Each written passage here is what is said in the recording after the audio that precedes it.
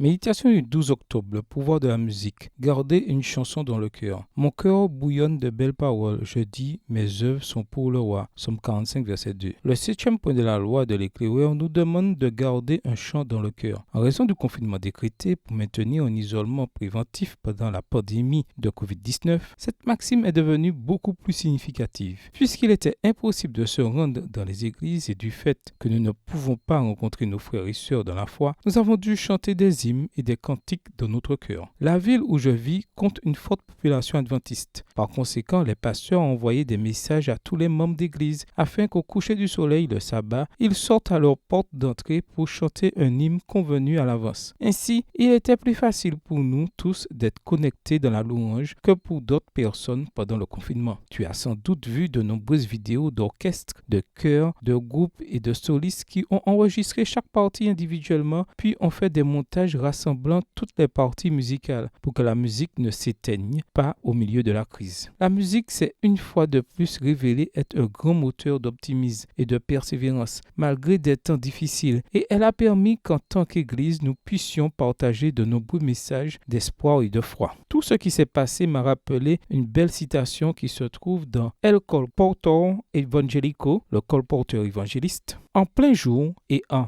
entendant d'autres voix, l'oiseau en cage ne chantera pas ce que son maître a essayé de lui apprendre. Il apprend un peu de ceci, un peu de cela, mais jamais une mélodie entière et définie. Le maître couvre la cage et il la met là où l'oiseau ne peut entendre que le chant qu'il doit apprendre. Dans le noir, il le répète et le répète encore jusqu'à ce qu'il le connaisse et éclate une mélodie parfaite. Ensuite, l'oiseau sortira de l'obscurité et il chantera désormais ce même chant dans la lumière. C'est ainsi que Dieu traite ses enfants. Il a un chant à nous apprendre et quand nous l'aurons appris dans l'ombre de l'affliction, nous pourrons le chanter à jamais. Page 181. Au-delà de la situation dans laquelle tu te trouves aujourd'hui, enfermé ou totalement libre, souviens-toi qu'il a un chant à t'apprendre, un chant dans le cœur, un chant pour l'éternité. Quel est ton chant? Bonne journée à toi et que le Seigneur te bénisse.